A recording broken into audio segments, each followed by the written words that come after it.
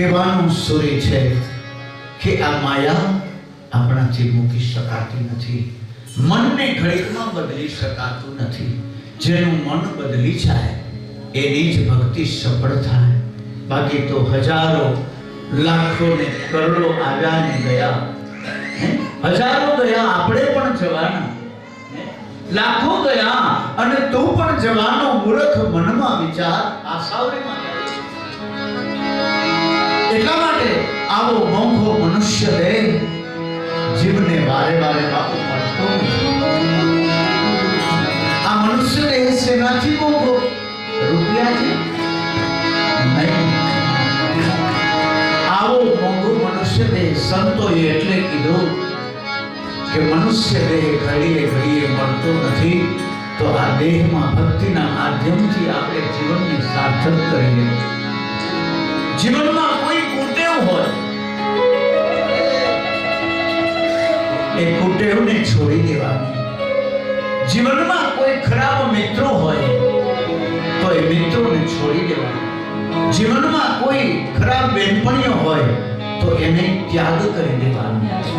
જે સાચા માર્ગે લઈ જાય, જે ભક્તિના માર્ગે લઈ જાય, જે કથાને કીર્તનમાં લઈ જાય, ધન્ય છે એવી ગોપીને એને તાળીઓથી વધાવે.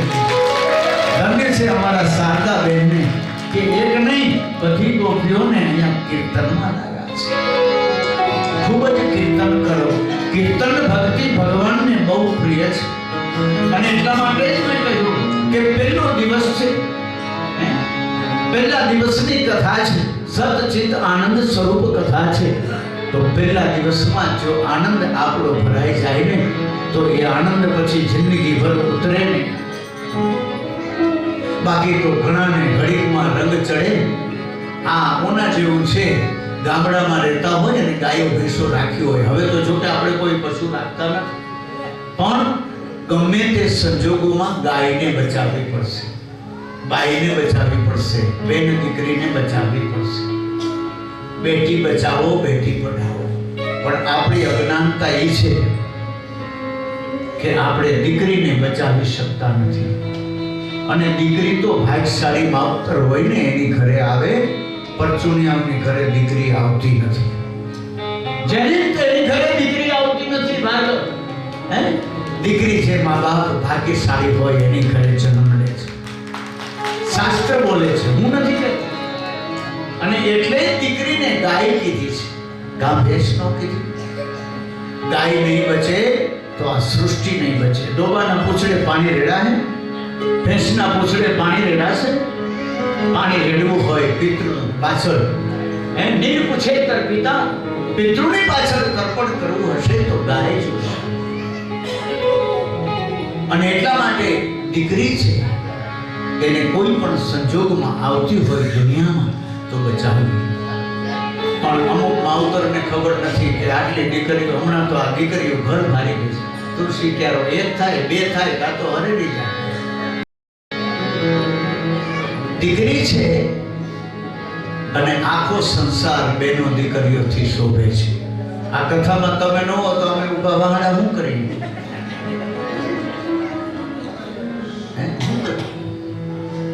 સંસારમાં સ્ત્રી ન હોય તો એની નાવ કેમ પાવી?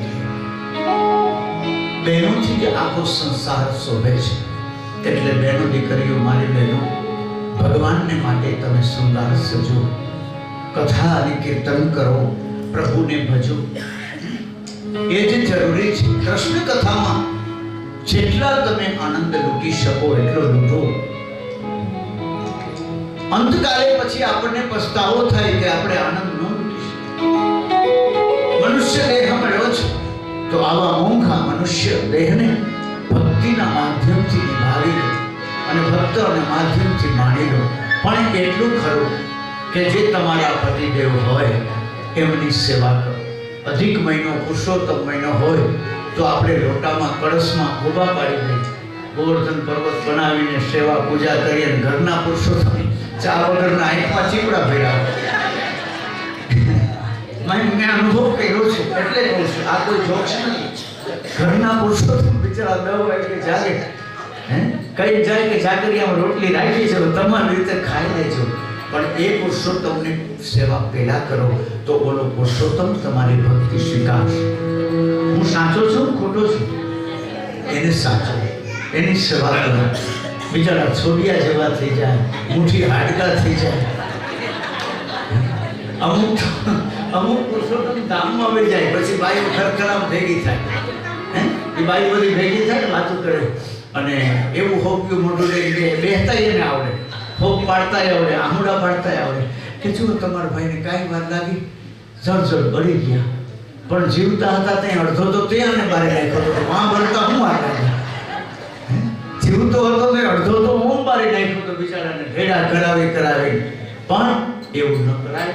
એમની સેવા પુરુષોત્તમ પતિને તમે પરમેશ્વર તુલ્ય માનીને સેવા કરો અને જ્યાં જાઓ ત્યાં પણ આમાં ગમે તે રીતે આપણે સેવા કરી શકીએ. અહીંયા જગ્યામાં આવ્યા છે કે ભાઈ આપણે આ ભાડે રાખ્યું છે તો એવું નથી કે આના જ માણસો સેવા કરે. આપણે સવારમાં વહેલા ઉઠી પૂજાના વાસણો ધોઈ નાખીએ, આ બધું અહીં ઝાટકી ઝૂટકીને પાથરી દઈ આવી સેવાઓ તો બહેનો કરી શકે.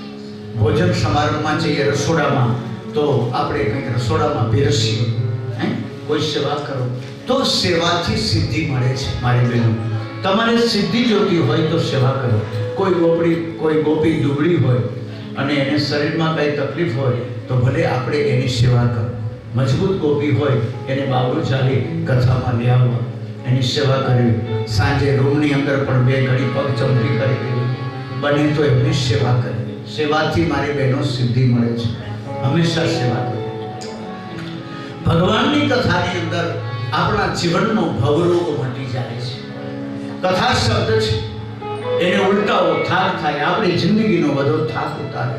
ધારા શબ્દ નદીની ધારા છે તો એટલા માટે હંમેશાને માટે રાધે રાધે રાધે રાધે રાધે શબ્દને પ્રયોજન. રાધા છે એ સુખદેવજી મહારાજના ગુરુ છે. રાધા છે એ ભગવાનનો પ્રાણ છે. એ કોઈ સ્ત્રી નથી, પુરુષ નથી. પણ આપણને ખબર નથી. એ બધા એમ વાતો કરે કે કૃષ્ણને તો 16,108 ભટરાણીઓ અને એમાંય પ્રેયસી તરીકે રાધા, યુગલ સરકાર તરીકે. પણ રાધા કો 108 ગોપીઓ કો એને સમજવા માટે તો ભાગવત. કૃષ્ણ નથી વિષય, કૃષ્ણ નથી વિકારી. જો કૃષ્ણ એવા વિષય અને વિકારી હોય તો ભરી સભામાં શિવરંજનીના રાગથી દ્રૌપદી કૃષ્ણને ન પુકારે. વિચાર કરો મારી બહેનો કે એક સતી નારીના ભરી સભામાં ચીર ખેંચાતા દુશાસન એ સતી નારીના ચીરને ખેંચતો હતો. એની ઇજ્જત, એની આબરૂ લૂંટાતી હતી. તો ભગવાન તો બ્રહ્માંડમાં હજારો હતા. 33 કરોડ દેવતા, 52 વીર, 64 જોગણી, ઘણા ભગવાનો હતા. તો ભરી સભામાં સતી નારીએ કોને પુકાર્યા? કૃષ્ણને પુકાર્યા. કાં બીજા કોઈ દેવને ન પુકાર્યા? જો કૃષ્ણ એવા વિષય હોય, કૃષ્ણ એવા વિકારી હોય, કૃષ્ણ એવા વલગર હોય તો સતી નારી મને એમ છે કે ભરી સભામાં એને ન પુકારે. કોઈ સ્ત્રીની જ્યારે ઇજ્જત કે આબરૂ લૂંટાતી હોય તો આ દેશને સન્નારીએ કૃષ્ણને જ પુકારવો પડે. એ સિવાય એનો ઉદ્ધાર નથી.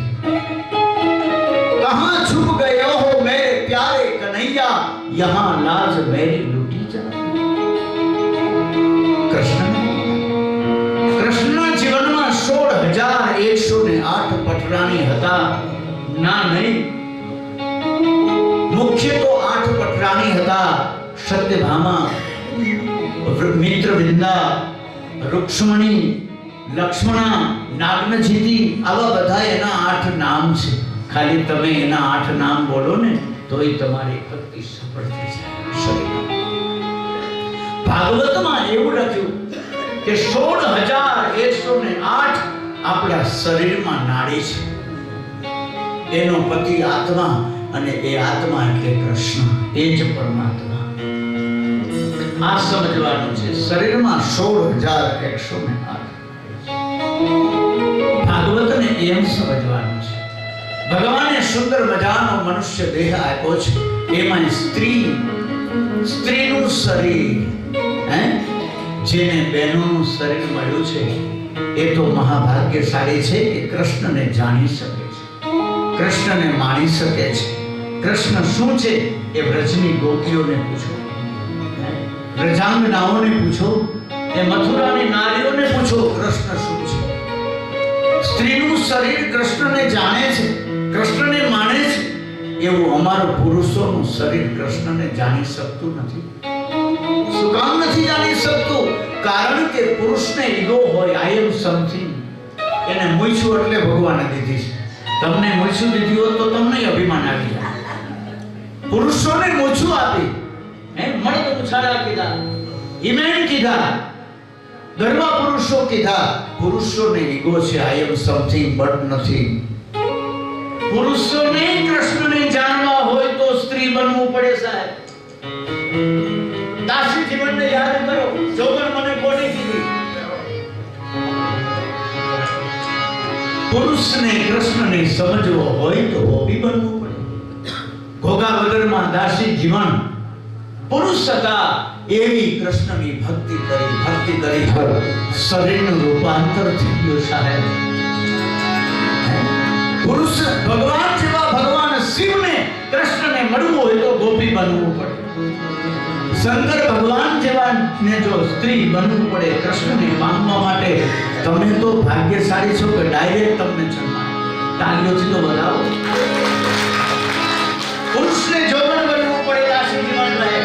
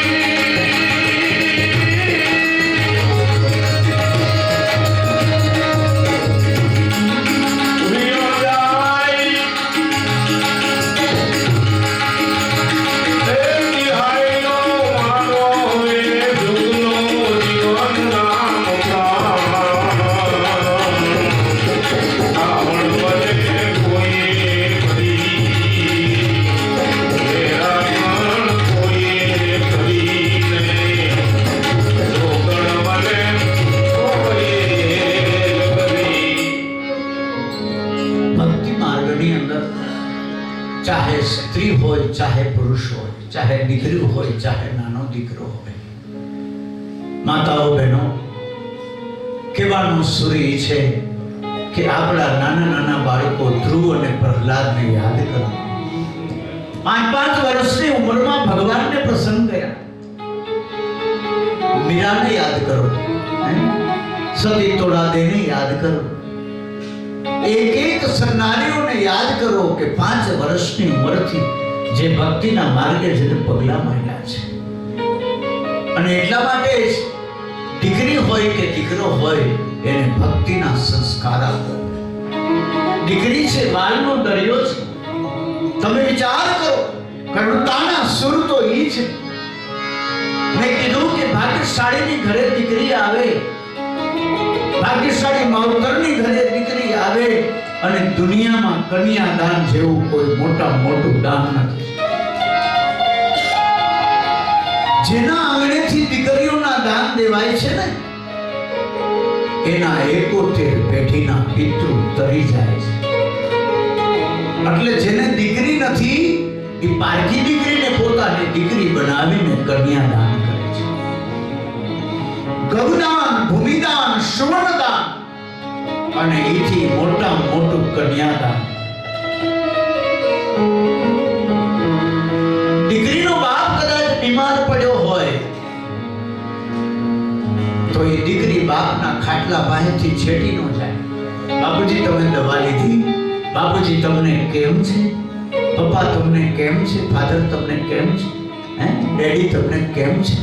દીકરી સાસરે ગઈ હોય તો બાપની ચિંતા કરતી હોય, અને ઓલો દીકરો જેવો પરણાવો, જેવી વિષ્ણુરી આવી એવો રાજકોટ ભેગો, બરોડા ભેગો.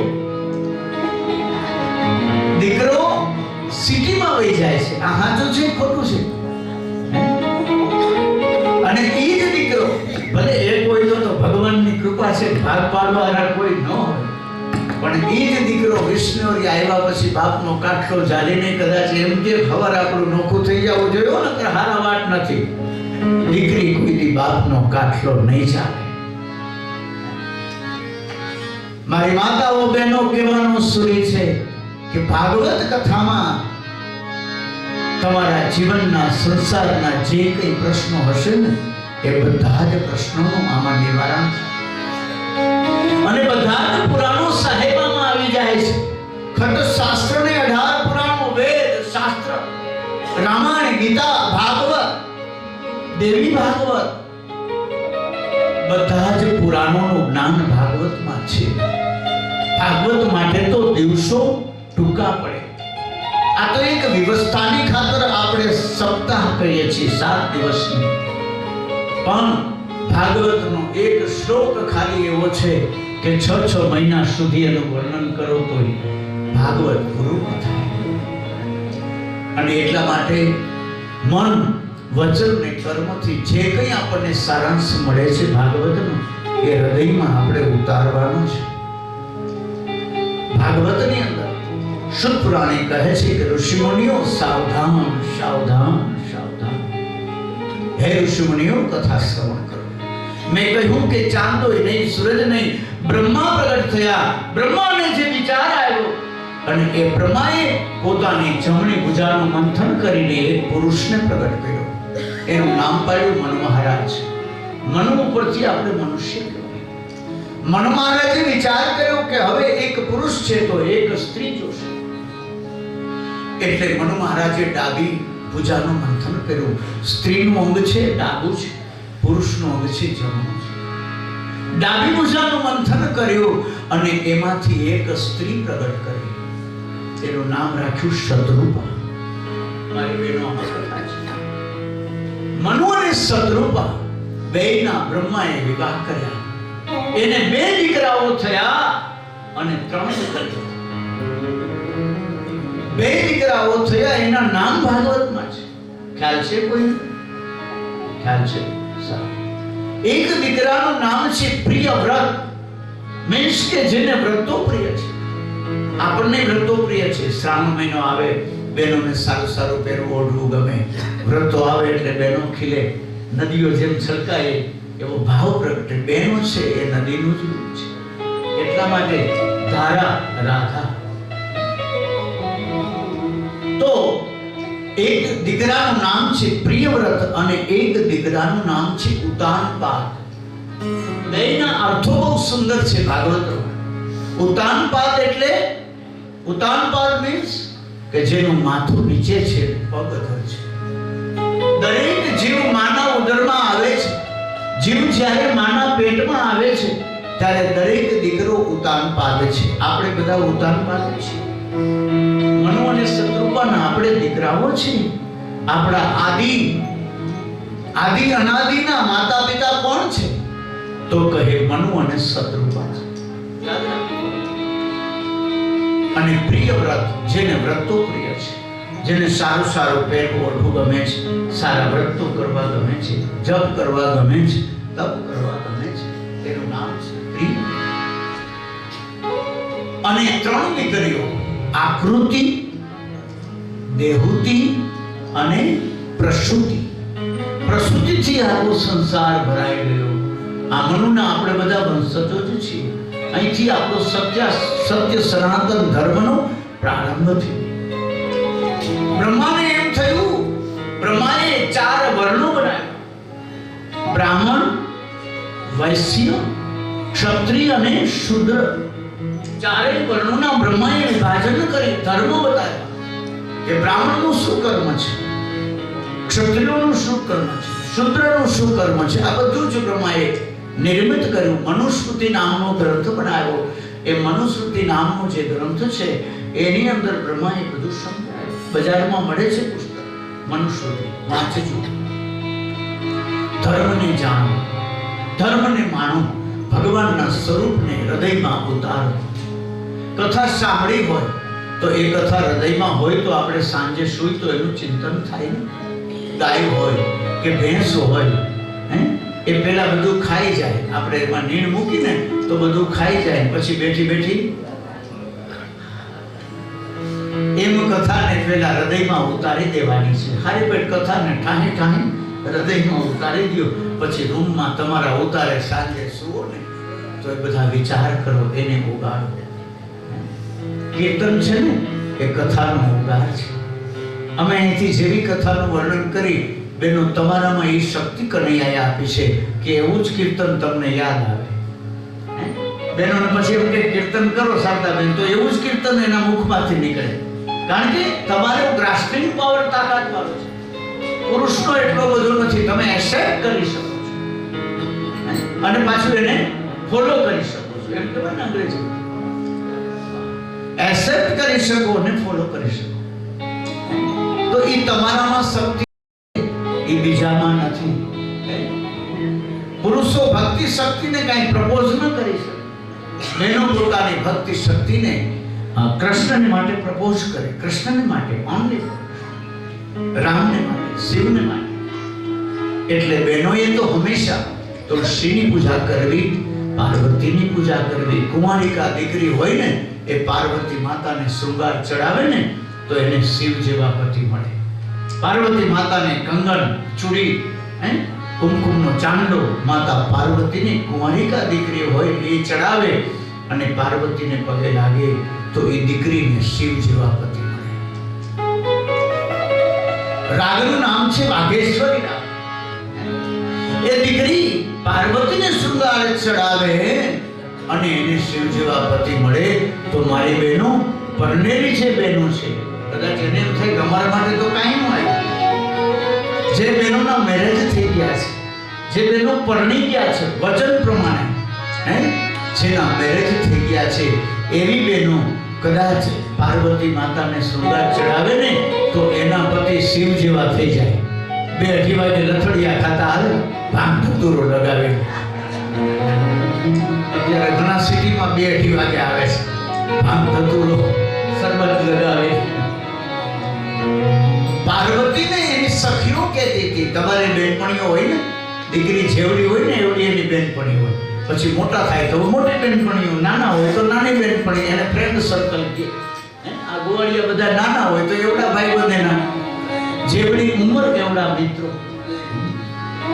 પાર્વતીને બધી સખીઓ એવું કહેતી હતી કે પાર્વતી તું તો ભાગ્યશાળી છો, ધન્ય ગૌરી ભાગ્ય તેરો, તુને શંભુવર પાયો. ધન્ય ગૌરી ભાગ્ય તેરો, એ તુને શંભુવર પાયો.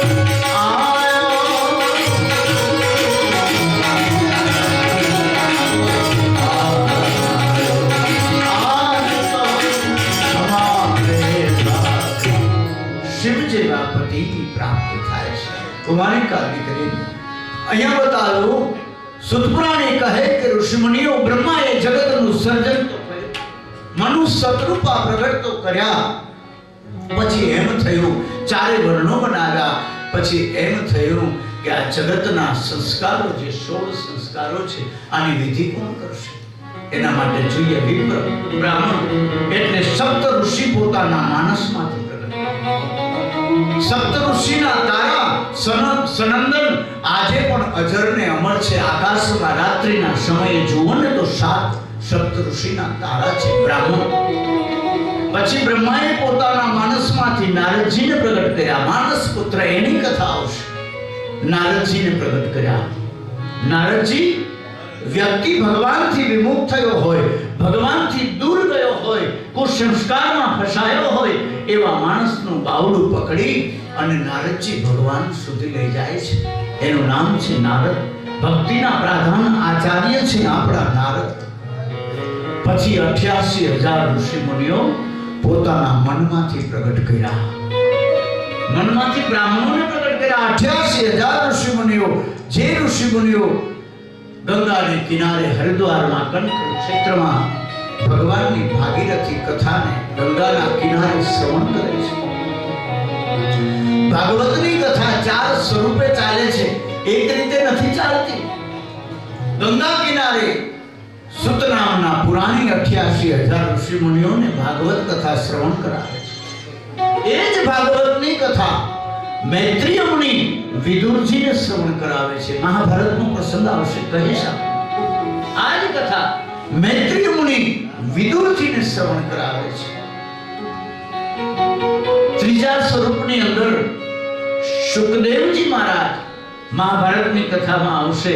સુખદેવજી મહારાજ પરીક્ષિત મહારાજને આ કથા શ્રવણ કરાવે છે. પાંડુ વંશનું પવિત્ર એક બીજ જેને કહી એ બીજને પણ મુશ્કેલી થવાની હતી, પણ ભગવાનની કૃપાથી પાંડુ વંશનું બીજ અજર ને અમર રહ્યું. મહારાજ પરીક્ષિત ઉત્તરાયણ ગર્ભની અંદર જ્યારે પરીક્ષિત આવ્યા એ મહાભારતની કથા શ્રવણ કરાવીશ. પહેલો દિવસ છે. પહેલા દિવસમાં જેટલી કથાઓના મહાત્મયને માની શકીએ. મહાત્મય એટલે મહત્વ. ભગવાનની કથાનું આપણે એમ કઈ કદાય પહેલા દિવસે માયતમ ભાઈ છે. માયતમ નહીં પણ મહત્વ. ભગવાનની કથાનું મહત્વ સમજાય તો ભગવાનની કથામાં પ્રેમ જાગે, એમનો પ્રેમ જાગતો નથી. એટલા માટે ઊંડાણથી આ ડીપમાં તમને કથા સમજાવવાનો પ્રયત્ન હું કરું છું. કવિ ન હું મેં ન ચતુર કહાઉં, મતિ અનુરૂપ હરિગુણ ગાઉં. હું એમ નથી કહેતો કે હું કોઈ વિદ્વાન છું, તમારા જેવો જ છું, પણ મારો કાર્યો ઠાકર અને મા બાપના આશીર્વાદથી જેટલી વાણી ભગવાને આપી છે એ વાણીના ભાવથી સંગીતના સુરે તમને કથા સંભળાવું છું. સંગીત હૈ શક્તિ ઈશ્વર કી. કથામાં સંગીત પણ જોઈએ, કથાની અંદર ભાવ પણ જોઈએ, કથાની અંદર ધન પણ જોઈએ, મન પણ જોઈએ. તન મન ને ધનથી આ કથાને આપણે 7 દિવસમાં માણવાની છે. 7 દિવસો હમણાં આંખના પલકારે શારદાબેન ભયા જશે, ખબર નહીં પડે. થોડી સાંકળ છે પણ એકબીજાએ કોમ્પ્રોમાઇઝ કરી લેવું, એકબીજાએ ચલાવી લેવું, બરોબર છે. તો અયોધ્યાની અમારી તો આ પહેલી કથા છે. બાકી હરિદ્વાર, સેતુબંધ, રામેશ્વર, જગન્નાથપુરી પૂછો દાદા, એવડી વ્યવસ્થા સાથે અમે કથા કરીએ છીએ. પણ જે કંઈ ભાવ છે, જે કંઈ ચાલશે, ફાવશે ને ગમશે એવી ભાવના રાખી અને કથાને 7 દિવસ માણજો, જેથી કરી અમને પણ કથાનો આનંદ આવે, અમને તમારી ચિંતા ન રહે. તમે અમારી બહેનડીઓ છો, એમાં કોઈ સવાલ નથી. ભક્તિપૂર્વક ભક્તિ દેવીના 2 દીકરા છે. એકનું નામ છે જ્ઞાન અને એકનું નામ છે વૈરાગ્ય. અને એટલા માટે પહેલી વારીના સુરથી કહે, ભક્તિ દેવી એના 2 દીકરા જ્ઞાન અને વૈરાગ્ય. વૈરાગ્યના પણ 2 પ્રકાર છે, એક આવેશજન્ય વૈરાગ્ય અને એક વિવેકજન્ય વૈરાગ્ય. હમણાં આપણે ગંગા સતીના પદમાં કીધું હતું ને કે મેરુ રે ડગે પણ છે ના, એ વૈરાગ્ય છે વિવેકજન્ય. એટલા માટે એ વૈરાગ્યને હૃદયમાં ધારણ કરો. આવેશજન્ય વૈરાગ તો આવે ને જાય. આ હાથની અહીંયા કથામાં બેઠા છે જ્ઞાન ગંગામાં, ત્યાં સુધી તો વાંધો નહીં, પણ જેવા અહીંથી બહાર નીકળીને બસ ઉપડી અને વાં ઘરે પહોંચ્યા એટલે તારું ને મારું હતું ને એનો એ ધડબડાટી, નામ હોય શાંતિ, પણ આખા જગતને અહબ કરાવતી હોય, આખા પાડોશને અહબ કરાવતી હોય, તો એને શાંતિ કેવી? કે શાંતિ પમાડે એને સંત કહીએ. સંતોના, બ્રાહ્મણોના સાનિધ્યમાં તમને મારી માતાઓ, બહેનો, ભાઈઓ બધાને શાંતિ મળશે, વિરામ મળશે, આનંદ મળશે. અને એટલા જ માટે જ્ઞાન અને વૈરાગ્ય ભક્તિ દેવીના 2 દીકરા છે. એટલે વૈરાગ્ય 7 દિવસ એવો પ્રગટે કે એની અસર ન્યા ગયા પછી રહે, ઘરે ગયા પછી પણ એની અસર એ પ્રસંગમાં કાઢી. ત્યાં ગયા પછી પણ આપણને એની અસર રહેવી જોઈએ. નહીતર શું થાય? મસાણીઓ વૈરાગ્ય મહાણે આભળવા ગયા હોય, રામ બોલો ભાઈ રામ, રામ બોલો ભાઈ રામ. હવે ન્યા જાય ને અગ્નિ સંસ્કાર થઈ જાય, પણ ન્યા ગયા પછી ઉતાવળ નાવાની હોય, ઓલા હણેથાથી ભરાવે જ રાખે. હવે આ જળ હરગી જાય તો સારું. હવે તો ઇલેક્ટ્રિક થઈ ગયા છે, ચાપ દબાવો એટલે જશે આરામ. અગ્નિ સંસ્કાર જીવને શાંતિથી આ સંસારે મનુષ્ય બળવાઈ નથી દેતો. એમાંય ઉતાવળ છે, ન્યાય નાવાની ઉતાવળ. નાય હવે ઘરે જઈને આદુવાળી ચા પી તો સારું. ન્યાય સિંગડારિયા ખાતા હોય. અરે જ્યાં મળતું ભરે છે, જે આત્મા જિંદગીથી થાકી અને ન્યા હોતો છે, તો ન્યાય આપણે જઈને સિંગડારિયા ખાય છે. અગ્નિનો ધુવાડો એ પણ પ્રેત કહેવાય છે. ત્યાં ભોજન કરાય.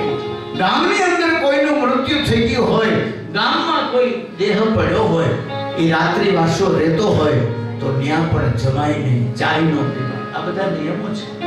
પણ હવે તો આ કોઈને કલિકાળ છે એટલે બધું ચાલે છે, ચાલવા દે. એમાં આપણે કોઈ ફેરફાર કરી શકીએ એમ નથી. પણ કહેવાનું સૂર્ય છે કે વૈરાગ્ય વિવેકજન્ય હોય છે.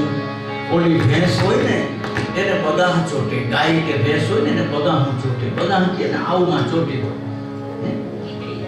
શું કે ઈટાડી કે બગાહ કાંઈ કે.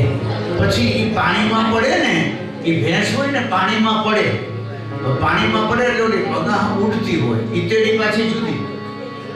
એ તો બહુ નહોતા હોય ને એને હોય ઈતેડી, તો માણસને ઘણા મુખડતા હોય. નાહી તો લેવું. એક ભાઈ ટ્યુબલાઇટ ચડાવતા હતા ઉપર ટેબલ રાખી. હવે ટ્યુબલાઇટ ચડાવતા હતા ને ધડ દઈને પડ્યા હેઠા, અને એવો અવાજ થયો, આડોશી પાડોશી બધા હળી કાઢીને આવ્યા. ભાઈ શું થયું? ચકાભાઈ તમને શું થયું? અરે કે કાંઈ નથી થયું, મારી બગલ ઊંઘાઈ ગઈ. હવે 6 મહિના સુધી સ્નાન ન કર્યું હોય એટલે એ તો તકલીફ વાળું. ભલે ગમે એવી ઠંડી હોય પણ સ્નાન તો કરી લેવું, સ્વચ્છ વસ્ત્રો પહેરી લેવા, સુંદર મજાના વસ્ત્રો પરિધાન કરી લેવા, સુગંધી તેલ સુગંધી વાળું લાવ્યા હોય તો નાખો, બ્રશ કરી લેવા સુંદર મજાના, કાળા દાંત હોય તો વયા જાય, ફ્રેશ થવું, સુંદર ભોજન કરવું, પ્રભુનું નામ લેતા લેતા જમવું, પવિત્ર રહેવું, જે કથાનું સ્થળ છે એને પવિત્ર રાખવું. આ કથાના સ્થળમાં પાન પાકી મસાલાના કાગળ ન હોવા જોઈએ, બીડીના કોઈ ઠોકા ન હોવા જોઈએ, પવિત્ર રાખો, સુંદરતા રાખવાની. જ્યાં સુંદરતા છે ત્યાં પ્રભુતા છે. એટલા માટે ઘરને સ્વચ્છ અને સુંદર રાખવું, આળસને ખંખેરી નાખવી. વધારે આળસ મને એમ છે ભાઈઓમાં હોય કે બહેનોમાં ખબર નહીં, પણ લગભગ મને એમ છે બહેનોમાં આળસ વધારે હોય. બપોરના વાસણો એમને પડ્યા હોય, કારણ કે લાંબો વખત તો કરવો નહીં, વાસણ પડ્યા રહે, એમાં માખી બળબડતી હોય. માથામાંથી જે દર્દીઓ મારીને વાળ ઓયરા હોય એની ઓલી શું કે ઘૂંચ કે એ ઘરમાં શેરણી જે માટા મારતી હોય. અને દીકરાને શરદી થઈ હોય, છીક આવે તો એ પ્રવાહી બારીના પડદાથી લોહી નાખે. કહેવાનો અર્થ એ છે કે તમારું ઘર સુંદર રાખો, ફિનાઇલના પોતા કરો. સ્વચ્છતા હશે તો પ્રભુતા હશે. શરીર સ્વચ્છ રાખો, પવિત્ર કરો. પવિત્રતા હશે તો ભજનની મજા આવશે. એટલા માટે ભક્તિ દેવીને પ્રાર્થના કરીએ.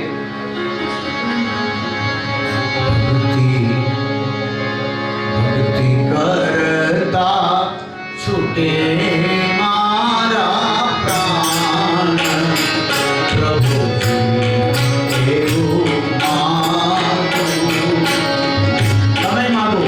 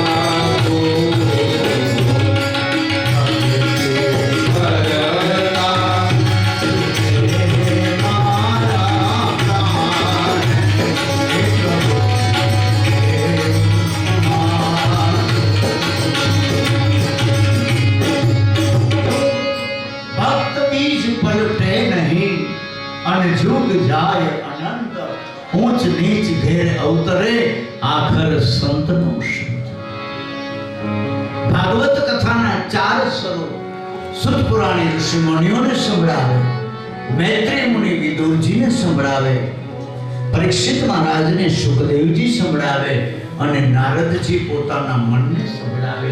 આવી 4 રીતે ભાગવત કથા ચાલે છે. બધાના સ્વરૂપની અલગ અલગ અધ્યાયોમાં કથા આવશે. એ કથાને આપણે હૃદયમાં ઉતારવાની છે. ભૈરવી રાગનો આશ્રય કરી અને ભગવાનની કથા માટે પહેલા દિવસની ક્ષમા અને યાચના આપણે ભગવાનને માંગવાની છે. મારી માતાઓ બહેનો, 2 હાથ જોડી ભગવાનને આપણે બધા કહેશું કે ભગવાન,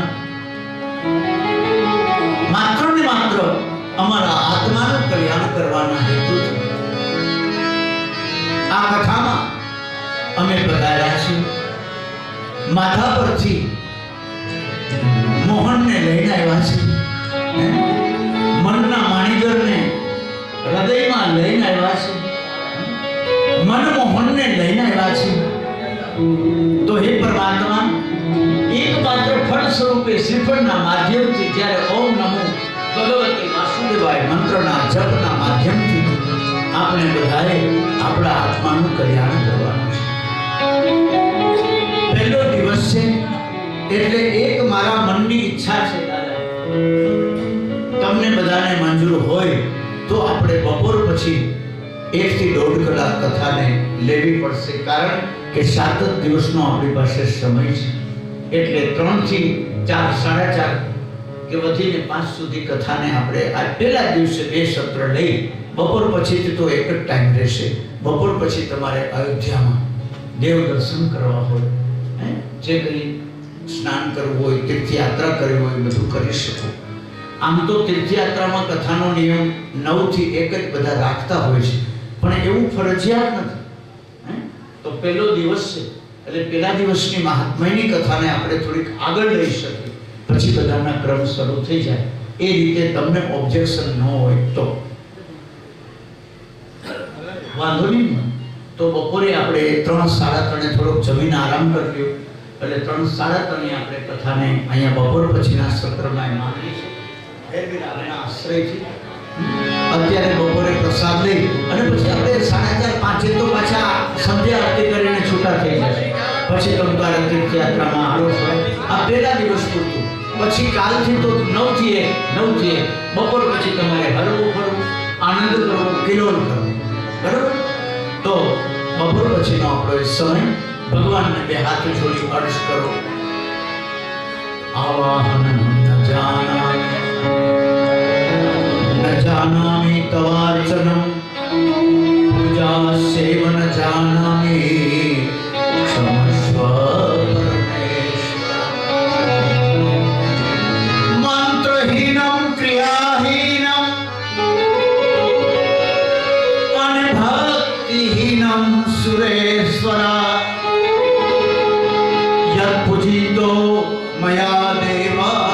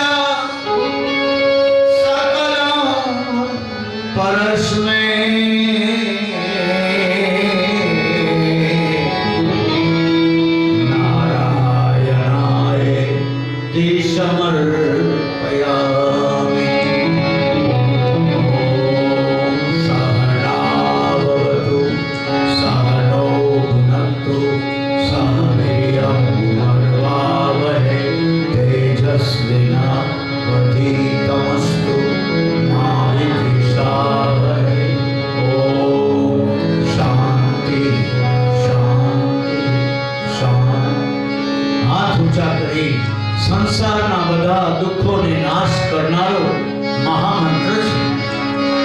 હરે રામ રામ રામ હરે હરે, હરે કૃષ્ણ કૃષ્ણ કૃષ્ણ હરે હરે. બોલીએ ધર્મ કી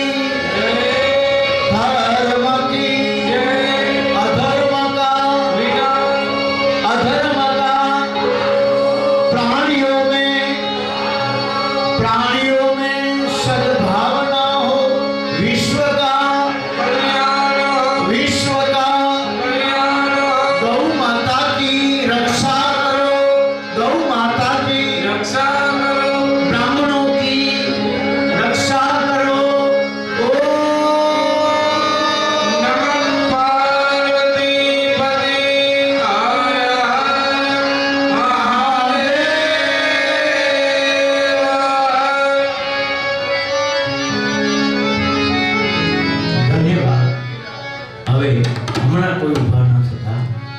ભાગવતજીની પરિક્રમા થશે.